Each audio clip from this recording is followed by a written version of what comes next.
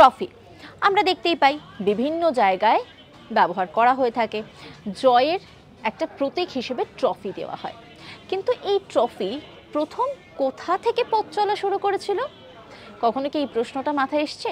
প্রথম রোমে এই ট্রফির পথ চলা শুরু।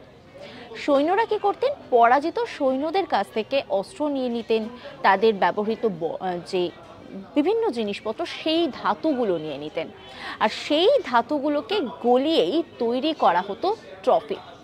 আবার জানেন, সেই ট্রফির গায়ে যুদ্ধের সময়কালটাও কিন্তু খোদিত করা থাকতো।